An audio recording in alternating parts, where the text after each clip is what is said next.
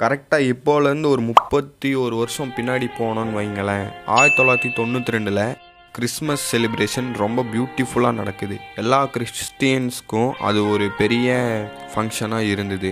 But அப்படிப்பட்ட அந்த ஃபங்க்ஷனில் ஒரே ஒருத்த மட்டும் ஒரு கிறிஸ்டியனாக இருந்து டே அண்ட் நைட் அந்த டே ஃபுல்லாக அழுதுகிட்டே இருக்கான். சோறு சாப்பிடல, அப்பா கிட்ட பேசலை, அம்மா கிட்ட பேசலை, வெளியே போய் ஃப்ரெண்ட்ஸை மீட் பண்ணலை. ஒரு அந்த ரூம்குள்ளே உட்காந்து அழுதுகிட்டே இருக்கான். இப்போவே உங்கள் எல்லாத்துக்கும் தெரிஞ்சிருக்கும் நான் யாரை சொல்ல வரேன்னு. கரெக்ட், தளபதி விஜய் தான். ஒரு காலத்தில் அப்படி அழுததுனால தான் இப்போது அவர் இந்த நிலைமையில் இருக்கார். உங்களாலேயே நம்ப முடியல. இந்த வீடியோவை ஃபுல்லாக பாருங்கள், உங்களுக்கே புரியும். இதை ஒரு பழமொழியோடு சொல்லணுன்னா, விடாமுயற்சி விஸ்வரூப வெற்றி அப்படிங்கிறது கேள்விப்பட்டிருக்கீங்களா? பர்ஃபெக்டாக தளபதி விஜய் சார் அவர்களுக்கு தான் பொருந்தும். ஸோ எல்லோரும் உங்கள் ஹெட்செட் எடுத்துகிட்டு தனியாக ஒரு பிளேஸுக்கு போயிருங்க.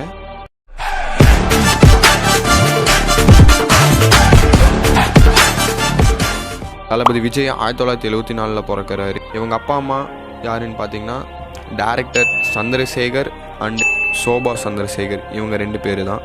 தளபதி விஜய்க்கு அடுத்து அவங்க அப்பா அம்மாவுக்கு 2ஆவதாக ஒரு பொண்ணு பிறக்குது. அந்த பொண்ணு பேர் என்னன்னு பார்த்தீங்கன்னா வித்யா. அதாவது தளபதி விஜயோட தங்கச்சி பிறந்த சந்தோஷத்தில் ரொம்ப ஜாலியாக ரொம்ப என்ஜாய் பண்ணிகிட்டு இருந்த விஜய், துருன்னு இருந்த தளபதி விஜய் கரெக்டாக 2 வருஷம் கழித்து அந்த பாப்பா இறந்து போகுது. அப்போலேருந்து ஒரு சேடான பிளேஸ்க்கு தள்ளப்படுறாரு.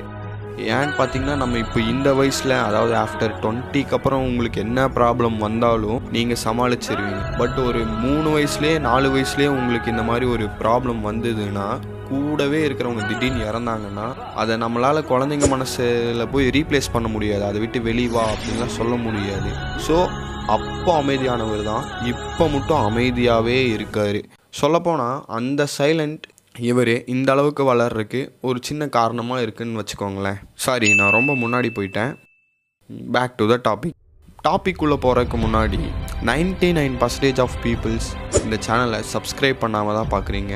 நீங்கள் ஜஸ்ட் ஒரு சப்ஸ்கிரைப் பண்ணிங்கன்னா எனக்கு ரொம்ப ஹெல்ப்ஃபுல்லாக இருக்கும், ப்ளஸ் மோட்டிவேஷனாகவும் இருக்கும். ஓகே, நம்ம நெக்ஸ்ட் வீடியோ தைரியமாக போடலாம் அப்படின்ட்டு.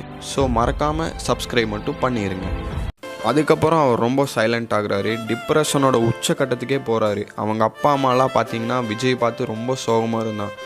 எப்படி இருந்த பையன் இப்படி ஆயிட்டானே அப்படின்ட்டு ரொம்ப ஃபீல் பண்ணுறாங்க. அதுலேருந்து வெளியே வரக்கு, விஜய் மன உளைச்சலேருந்து வெளியே கொண்டு வரக்கு ஏகப்பட்ட ட்ரீட்மெண்ட், ஏகப்பட்ட செயல்கள் இவங்க அப்பா அம்மா பண்ணுறாங்க. பட் தளபதி விஜய்க்கு எதுவுமே பிடிக்கலை. அப்படியே சைலண்ட்டாகவே புத்தர் மாதிரி இருந்துட்டார். அதுக்கப்புறம் தான் அவங்க அப்பா யோசிக்கிறாரு, நாம் ஒரு டேரக்டர் தானே, பேசாமல் நம்ம பையனை படம் நடிக்க சொல்லுவோம். அதில் அவன் இன்ட்ரெஸ்டாக இருந்தானா அப்படியே அவனை அந்த டிப்ரெஷனாக இருக்கிற மைண்ட் செட்லேருந்து வெளியே கொண்டு வரலாம் அப்படின்ட்டு அவரை படம் நடிக்க சொல்கிறாரு. ஃபஸ்ட்டு விஜய்க்கும் பார்த்திங்கன்னா இன்ட்ரெஸ்டே இல்லாமல் தான் படம் நடிக்கிறாரு. குழந்தை கதாபாத்திரமாக ஒரு 2-3 படம் நடிக்கிறாரு. அது சக்ஸஸ்ஃபுல்லாக ரிலீஸும் ஆகுது. அதுக்கப்புறம் யோசிச்சு பார்க்குறாரு, லொயோலா காலேஜ் படிக்கும்போது யோசிச்சு பார்க்குறாரு, ஏன் நம்ம ஒரு ஆக்டர் ஆகக்கூடாது அப்படின்ட்டு அப்பா கிட்டே போய், அப்பா நான் இந்த மாதிரி படம் நடிக்கலான்ட்டு இருக்கேன்ப்பா அப்படின்னு சொல்லும்போது, விஜய் குழந்தையில் இருக்கும்போது சொன்ன அப்பா இப்போது இந்த ஸ்டேஜில், இல்லைடா சினிமாங்கிற ரொம்ப பெரிய இண்டஸ்ட்ரிடா, உன்னாலலாம் இதில் சர்வே ஆக முடியாது, ஸோ நீ வேறு ஏதாவது வேலை இருந்தால் போய் பாரு, இதெல்லாம் நீ கனவுல கூட நினைக்காத டைரக்டர் சந்திரசேகர் சொல்கிறாரு. விஜய் வந்துட்டு அடம் பிடிக்கிறாங்க, இல்லைப்பா நீங்கள் எனக்கு ஒரே ஒரு சான்ஸ் கொடுங்க, கண்டிப்பாக நான் நடித்து சக்ஸஸ்ஃபுல்லாக வருவேன்ப்பா அப்படிங்கிறாரு. சரிடா, நீ ஆசைப்படுற மாதிரியே படம் நடிக்கலாம், அதுக்கு நீ முதல்ல சாம்பிளுக்கு இப்போ ஏதாவது ஒன்று பண்ணி காட்டேன், அப்போனா தான் உன்னை நடிக்க வைக்கலாமா வேண்டாமா அப்படின்னு நான் டிசைட் பண்ண முடியும். அப்படிங்கும்போது அண்ணாமலையில் ரஜினி சார் பண்ண ஒரு சீனை அப்படியே அப்பா கிட்ட ரீமேக் பண்ணி காட்டுறாரு. அப்பவும் சூப்பரா நல்லா நடிக்கிற, பட் இன்னும் உன்னை இம்ப்ரூவ் பண்ணிக்கோ அப்படின்னு சொல்லிட்டு போகிறாரு. அப்போ தான் தலைவனோட முதல் படம் நாளை தீர்ப்பு அப்படிங்கிறது எடுத்து வெற்றிகரமாக ரிலீஸ் பண்ணுறாங்க. ரிலீஸ் பண்ண உடனே இப்போதான் பார்த்தீங்கன்னா மூவி ரிவ்யூஸ் வந்துட்டு யூடியூப்பில் இந்த மாதிரி சோஷியல் மீடியாவில் கொடுக்குறாங்க. அப்போல்லாம் பார்த்தீங்கன்னா ஆனந்த விகடன், குமுதம் அப்படிங்கிற நியூஸ் ஆர்டிகல்ஸில் தான் கொடுப்பாங்க. ஸோ அப்படிங்கும்போது பப்ளிக்கில் என்ன சொல்கிறாங்கன்னா, இவன் மூஞ்சியெல்லாம் எவனாச்சும் காசு கொடுத்து பார்ப்பானா, இவன் நடிக்கிறதே வேஸ்ட்டுன்னு, ஒடுக்கு மூஞ்சி மாதிரி இருக்குது, என்ன மூஞ்சி இது அப்படின்ட்டு நல்லா திட்டாங்க. 1992 நடந்துச்சு அந்த கிறிஸ்மஸ் அன்னைக்கு நிறைய பேர் விஜய் வீட்டுக்கு வந்துட்டு வாழ்த்துக்கள் சொல்லுவாங்கன்னு பார்த்தா, டேய் நீ எல்லாம் படம் நடிக்காதரா, நல்லாவே இல்லை, எதுக்கு உனக்கு இந்த பொழப்பு, வேறு ஏதாவது ஒரு பிஸ்னஸோ இல்லை ஜாபோ ட்ரை பண்ணலாம்ல, தயவுசெய்து இந்த மாதிரிலாம் நீ பண்ணாதடா அப்படின்ட்டு ரிலேட்டிவே சொல்லிட்டாங்க. அப்புறம் அந்த டே நைட் ஃபுல்லாக அழுதுகிட்டே இருந்தார். ஸோ ஒரு சாப்பாடில் அம்மா கிட்டே பேசலை, ஃப்ரெண்ட்ஸ் கிட்டே பேசலை, அழுதுகிட்டே இருந்தார். அழுக மட்டும்தான் அவரோட வாழ்க்கைன்னு நினச்சிட்டு இருந்தார். அப்போ தான் யோசிச்சார், டே விஜய், என்ன நடந்தாலும் முயற்சி மட்டும் கைவிடாதரா, மறுபடியும் ட்ரை பண்ணு, தோத்தினா மறுபடியும் ட்ரை பண்ணு அப்படின்னு ட்ரை பண்ணி அவரோட சக்ஸஸ்க்கு ஒரு குட்டி ஃபார்முலாவை ஃபாலோ பண்ணியிருக்கிறாரு. அந்த ஃபார்முலா என்னன்னு பார்த்தீங்கன்னா டிடிசிபி தான். டிடிசிபினா என்ன அப்படின்னு கேட்டிங்கன்னா dedication, discipline, consistency and most important punctuality. இது நாளையும் இத்தனை வருஷமாக கடைப்பிடிச்சனால தான் இவர் இப்போது இந்த ஸ்டேஜில் இந்த நிலமையில் இருக்கார். இதுக்கு ஒரு பெஸ்ட் எக்ஸாம்பிள் சொல்லணும்னு பார்த்தீங்கன்னா, உங்கள் எல்லாருக்கும் நண்பன் படம் தெரியும். நண்பன் படத்தில் ஆல் இஸ் வெல் அப்படின்னு ஒரு சாங் ஷூட்டிங் அப்போ பார்த்தீங்கன்னா அங்கே கிளைமேட்டு செம்ம குளிர், தளபதிக்கு வேறு உடம்பு சரியில்லை. ஸோ அந்த all is well song shooting அப்போது 5 நிமிஷம் 10 நிமிஷம் பிரேக் எடுத்துக்கிட்டு இவர் மட்டும் தனியாக வண்டிக்கு பின்னாடி போயிட்டு வராராமா. டேரக்டர் சார் இதை சந்தேகப்பட்டு, இங்கே வா, தளபதி விஜய் அங்கே என்ன பண்ணிருக்கான்னு போய் பார்த்துட்டு வா, அப்பப்போ தனியாக போகிறான், என்ன விஷயம் நீ போய் பார்த்துட்டு வா அப்படின்ட்டு ஒருத்தனை அமுச்சு விட்றாரு. அவன் போய் பார்த்துட்டு வந்து சொல்லும்போது சங்கர் சாருக்கே ரொம்ப ஷாக் ஆயிடுச்சு.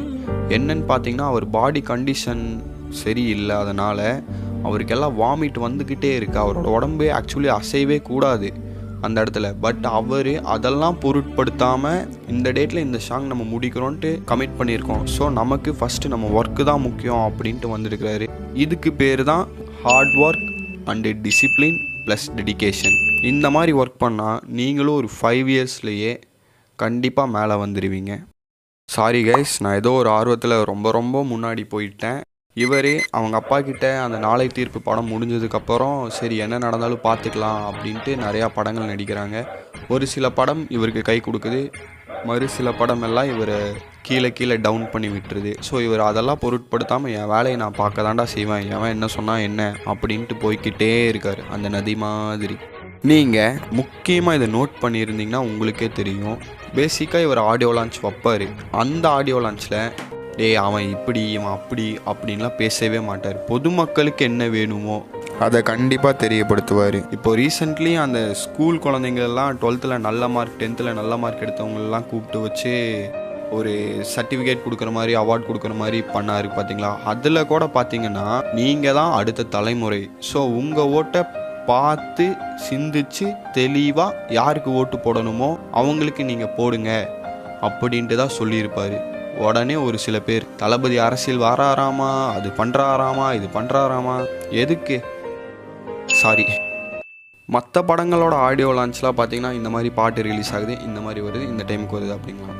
ஆனால் தளபதி விஜயோட ஆடியோ லான்ச் பார்த்தீங்கன்னா யூனிக்காக தான் இருக்கும். ஆக்சுவலி படம் பார்க்க வர ரசிகர்கள் வேறு, அண்ணனோட ஆடியோ லான்ச்சை ரசிக்க வந்த ரசிகர்கள் வேறு. அந்த ஆடியோ லான்ச்சில் கூட சமூக பிரச்சனையை பற்றி தான் பேசுவாரே தவிர நான் பெரிய ஆள், நான் இப்படி அப்படின்லாம் பேசவே மாட்டார். ரொம்ப தன்னை எவ்வளோ தாழ்த்திக்க முடியுமோ அவ்வளோ தாழ்த்தி மற்றவங்களை உயர்த்தி பேசுவார்.